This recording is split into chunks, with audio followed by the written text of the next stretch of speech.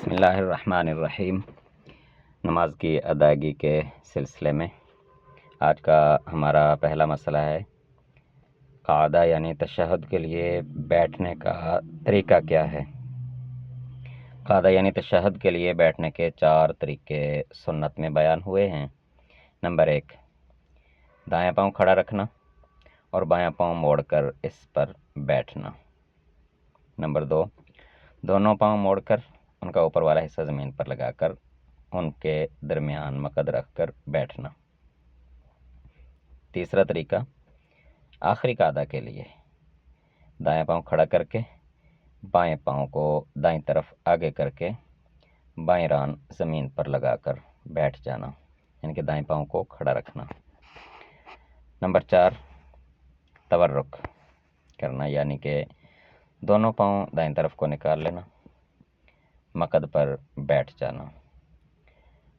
یہ حکم خاص طور پر تو خواتین کے لیے ہے کہ دونوں پاؤں دائیں طرف کو نکال کے دونوں رانوں کو آپس میں ملا کر سمٹ کر بیٹھیں، لیکن اگر تھکاوٹ، معذوری، بیماری یا کمزوری کی صورت میں مرد کو بھی ایسے بیٹھنے میں آسانی اور راحت محسوس ہو تو وہ بھی ایسے بیٹھ سکتا ہے، لیکن بلا عذر ایسا بیٹھنے سے نبی اکرم صلی اللہ علیہ وسلم نے منع کیا ہے، جس کا آگے احادیث میں ذکر آ رہا ہے۔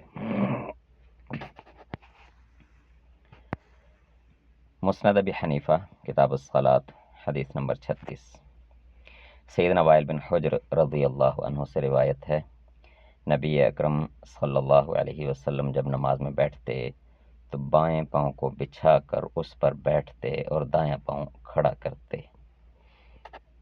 موطا امام مالک مصنف محمد بن حسن شیبانی رحمۃ اللہ علیہ حدیث نمبر 152۔ سیدنا عبداللہ بن عمر رضی اللہ عنہ نے فرمایا کہ نماز کی یہ سنت ہے کہ تم اپنا دایاں پیر کھڑا رکھو اور بایاں پاؤں موڑ کر رکھو۔ سنن ابی داود حدیث نمبر 958۔ سیدنا عبداللہ بن عمر رضی اللہ عنہ نے فرمایا کہ نماز کی سنت یہ ہے کہ تم اپنا دایاں پیر کھڑا رکھو اور بایاں پاؤں موڑ کر رکھو۔ صحیح بخاری حدیث نمبر 827۔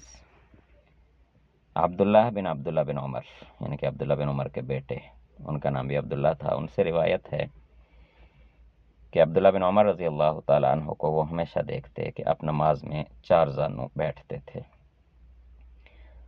تو سیدنا عبداللہ بن عمر رضی اللہ تعالیٰ عنہ کے بیٹے عبداللہ کہتے ہیں کہ میں ابھی 9 عمر تھا، میری عمر تھوڑی تھی، میں نے بھی ان کو دیکھا دیکھی اسی طرح 4 زانوں بیٹھنا شروع کر دیا، لیکن عبداللہ بن عمر رضی اللہ عنہ نے مجھے اس سے روکا اور فرمایا کہ نماز میں سنت یہ ہے کہ دایاں پاؤں کھڑا رکھے اور بایاں پاؤں موڑ دے۔ میں نے کہا کہ آپ بھی تو اسی طرح کرتے ہیں، تو حضرت عبداللہ بن عمر رضی اللہ تعالیٰ عنہ بولے کہ کمزوری کی وجہ سے میرے پاؤں میرا بوجھ نہیں اٹھا پاتے۔ تو یاد رہے کہ 4 زانوں بیٹھنا عام طور پر اس کو چونکڑی مار کر بیٹھنا، جیسے ہم پنجابی میں یا اردو میں کہتے ہیں، اس کو 4 زانوں کہا جاتا ہے، لیکن جب تورک کرتے ہیں تو رانے اور پنڈلیاں الگ الگ بچھائی جاتی ہیں زمین پر، تو اسے بھی 4 زانوں کہا جاتا ہے۔ جب رانوں اور پنڈلیوں کو ملا کر دایاں پاؤں کھڑا کر کے بائیں پاؤں کے اوپر بیٹھا جاتا ہے تو اسے 2 زانوں کہتے ہیں۔ جب تورک کی صورت میں دونوں پاؤں دائیں طرف نکال دیے جاتے ہیں، رانے اور پنڈلیاں الگ الگ ہو جاتی ہیں، تو اس کے لیے بھی لفظ 4 زانوں کا استعمال ہوتا ہے، لیکن عربی میں اس کے لیے تورک کا لفظ استعمال ہوتا ہے۔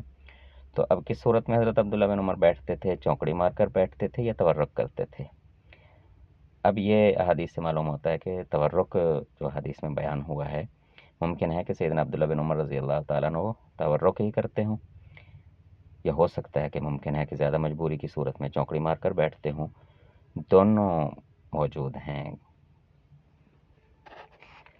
صحیح مسلم حدیث نمبر 1110۔ سیدہ عائشہ رضی اللہ عنہا سے روایت ہے کہ رسول اللہ صلی اللہ علیہ وسلم نماز کی ابتدا تکبیر تحریمہ اور الحمدللہ رب العالمین کی قراءت سے کرتے، اور جب رکوع کرتے تو سر کو اونچا رکھتے، نہ نیچا بلکہ برابر سیدھا رکھتے۔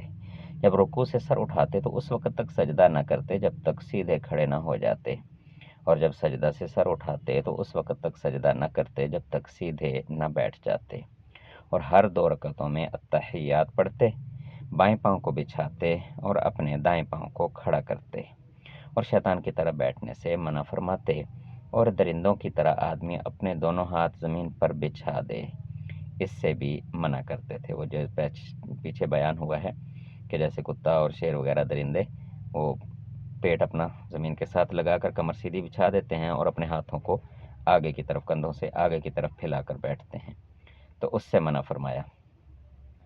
آپ صلی اللہ علیہ وسلم سلام کے ساتھ نماز ختم کرتے اور عقبہ شیطان سے یعنی کہ دونوں پاؤں کھڑے کر کے ایڑیوں پر بیٹھنے سے منع فرماتے تھے کہ دونوں پاؤں کھڑے کر کے مستقل ایڑیوں پر بیٹھے رہنا، اس کی اجازت نہیں دی، لیکن اگر کہیں مجبوری کی صورت ہو، انسان معذور ہو، پاؤں بچھا نہیں سکتا کسی زخم کی وجہ سے یا کسی تکلیف کی وجہ سے، تو اس وقت بیٹھا جا سکتا ہے۔ نارمل حالات میں بغیر عذر کے ایسے بیٹھنے سے منع کیا گیا ہے۔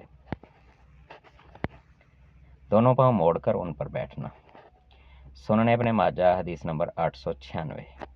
سیدنا انس بن مالک رضی اللہ عنہ سے روایت ہے کہ مجھ سے نبی اکرم صلی اللہ علیہ وسلم نے فرمایا، جب تم سجدہ سے اپنا سر اٹھاؤ تو کتے کی طرح نہ بیٹھو، بلکہ اپنی سرین اپنے دونوں قدموں کے درمیان رکھو اور اپنے قدموں کے اوپری حصہ کو زمین سے ملا دو۔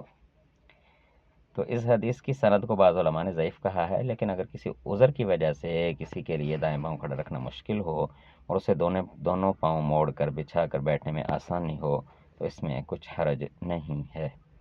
تو باقی دو طریقوں کے متعلق انشاءاللہ ہم کل احادیث مبارکہ پڑھیں گے۔ اللہ تعالیٰ ایمان و عمل کے ساتھ نبی اکرم صلی اللہ علیہ وسلم کی کامل اتباع کی توفیق عطا فرمائے۔ اللہ تعالیٰ ہم سب کی نمازوں کو قبول فرمائے۔ والسلام۔